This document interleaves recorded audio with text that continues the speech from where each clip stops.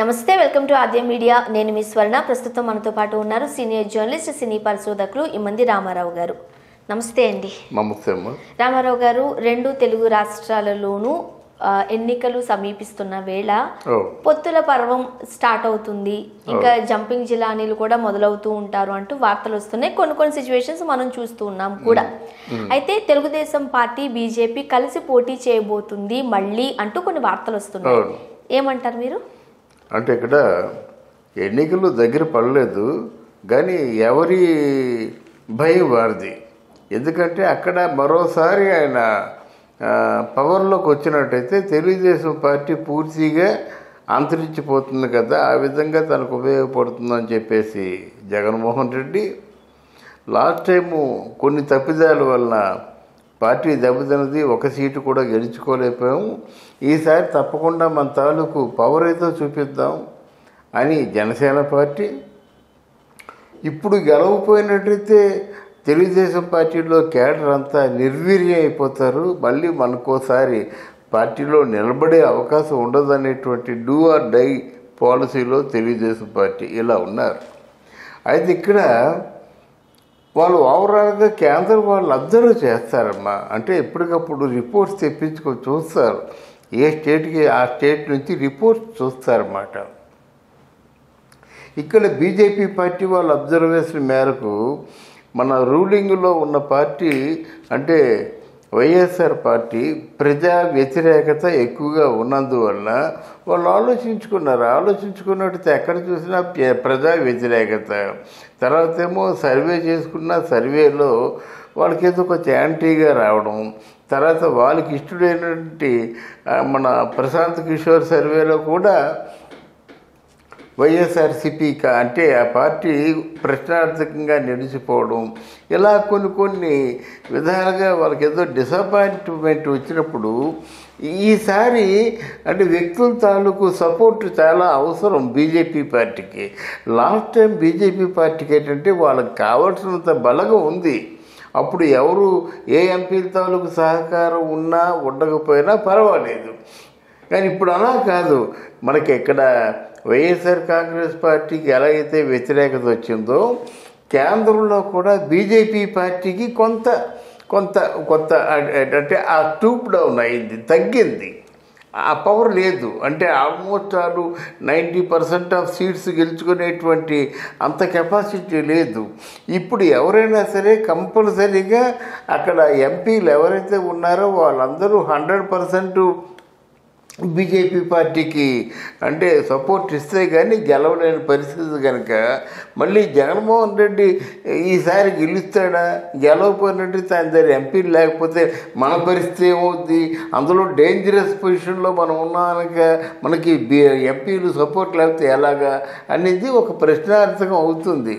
ఈ కారణం చేత బీజేపీ పార్టీ అప్కమింగ్ పార్టీ, మంచి సింపతి ఉన్న పార్టీ తెలుగుదేశం పార్టీ కనుక తెలుగుదేశం పార్టీ కొన్ని కండిషన్స్ పెట్టి వీళ్ళతో పొత్తులు పెట్టుకుంటుంది.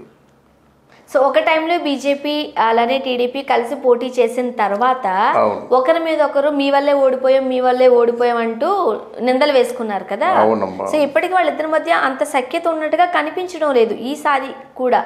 ఏమంటారు? అంటే ఇక్కడ సఖ్యతకి ఏమిటమ్మా, అక్కడ వైఎస్ఆర్ కాంగ్రెస్ పార్టీ తప్పకుండా గెలిచేస్తుంటే ఆ పొత్తులు ఈయన వరకు రావు, ఎవరు తెలుగుదేశం పార్టీ వరకు రావు.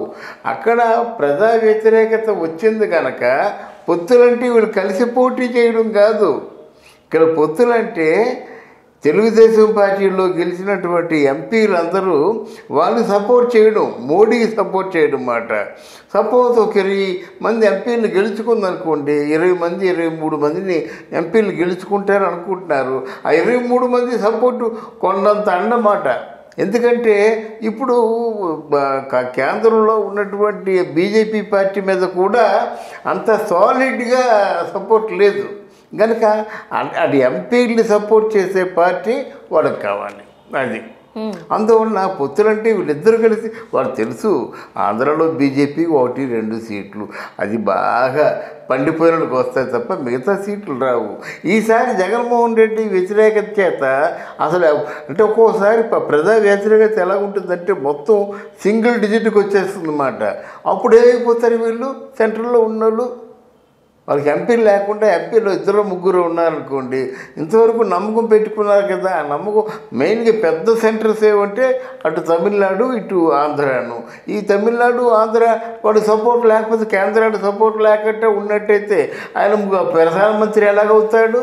కనుక ఆ ప్రధానమంత్రి అయ్యేందుకు సపోర్టివ్గా పార్టీలు కావాలి.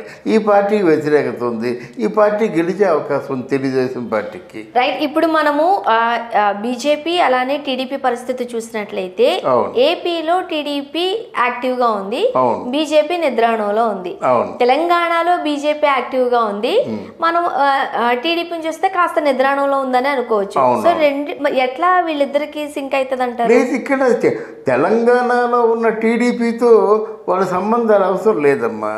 అక్కడ తెలంగాణలో బీజేపీ పార్టీ 30%, అంటే బీఆర్ఎస్ అంటే భారతీయ రాష్ట్ర సమితితో ఈక్వల్గా ఉంది. అంటే 30% కూడా వాళ్ళ కోట్లు వస్తాయి. ఇటు కాంగ్రెస్ పార్టీతో సమానంగా ఉంది, ఇటు టీఆర్ఎస్ పార్టీతో సమానంగా ఉంది. ఏమో ఒకవేళ బై లక్ వస్తే బీజేపీ పార్టీ మనుషులు కొనేసే శక్తి వాళ్ళకు ఉంది కనుక వాళ్ళు మనుషులు కొనుక్కోవచ్చు. ఇప్పుడు కాంగ్రెస్ పార్టీలో ఒక 5 కొనుక్కున్నారనుకోండి, ఆ బీజేపీ పార్టీలో 15 మంది వచ్చారనుకోండి, 20 మంది ఎంపీలు ఉంటారు కదా. అది బీజేపీ పార్టీలో ఉన్నటువంటి అసలు ప్రశ్నే లేదు. బీజేపీ పార్టీలో టీఆర్ఎస్కి ఎంతైతే కేడర్ ఉందో బీఆర్ఎస్ కూడా అంతే కేడర్ ఉంది. ఎటు వచ్చి కేడర్ ఎక్కడ లేదనుకుంటే ఆంధ్రాలో కేడర్ లేదు, ఒక 2 తప్ప ఇంకెవరు లేరు. దానికోసమే ఈ ప్రాకులాట అంతా. ఆ చిరంజీవి భుజాలు చర్చిన, జనసేన పార్టీ వాళ్ళు భుజాలు చర్చిన, వీళ్ళందరినీ ఎంకరేజ్ చేస్తూ మాట్లాడినా అంటే ఏమిటి, ఆంధ్రాలో వాళ్ళ కేడర్ని వాళ్ళ పార్టీ తాలూకు బలగాన్ని పెంచుకోవాలి, అది ఆ ఉద్దేశంతో ఉన్నారన్నమాట. అందుకే ఒక పక్క ఏమంటున్నారు, మేము తెలుగుదేశం పార్టీతో పొత్తులు పెట్టుకుంటాం. అలాగే జనసేన పార్టీ కూడా మావాడే, మమ్మల్ని కాదని జనసేన పార్టీ వెళ్ళడు, నిజమే. అవతల పవన్ కళ్యాణ్ కూడా మోడీ తాలూకు ఆజ్ఞ లేకుండా బయటికి వెళ్ళలేడు. కనుక ఏంటంటే వాళ్ళకి ఆ భరోసా ఏంటంటే తెలుగుదేశంలో మనకు వస్తాయనుకున్నటువంటి 25 లేదా 30 మంది ఎంపీలని వాళ్ళు అలాగా రిజర్వ్ చేసుకొని ఉంచుకోవాలన్నమాట. అది వాళ్ళ తాలూకు ప్లాను. ఇంకెందులో మొహమాటాలు ఉండవు, మా ప్రేమలు ఉండవు, మా రిలేషన్స్ ఉండవమ్మా. గెలుపు గుర్రాల వైపే వీళ్ళు తిరిగిపోతారమ్మా. మరి నన్ను జగన్మోహన్ రెడ్డి వీళ్ళిద్దరూ క్లోజ్గా ఉన్నారంటే దానికి అనేక కారణాలు ఉంటాయి. ఇద్దరు క్లోజ్గా ఉండడానికి అనేక కారణాలు ఉంటాయి. ఇప్పుడు జగన్మోహన్ రెడ్డి వాల్యూ లేదు, వదిలేస్తారు అంతే. ఆయన మంచి వద్దు, చెడ్డ వద్దు. మిగతా ఆయన మీద ఉన్న కేసులన్నీ మామూలుగా చట్టం తన పని చేసిపోతుంది అన్నమాట. వాళ్ళకి కావాల్సింది వాళ్ళ సీటు, వాళ్ళ తాలూకు పవరు శాశ్వతంగా ఉండాలి. అదే మోడీ గారి తాలూకు ఆలోచన. ఇప్పుడు ఏం జరగబోతుంది అనేది మాత్రం మనం చూడాల్సిందేనండి. డెఫినెట్గా తెలుగుదేశం పార్టీతో పొత్తులు పెట్టుకుంటారు, తెలుగుదేశం పార్టీ తాలూకు బలాన్ని తీసుకుంటారు. అలాగే జనసేన పార్టీ వాళ్ళ కంట్రోల్లో ఉంది.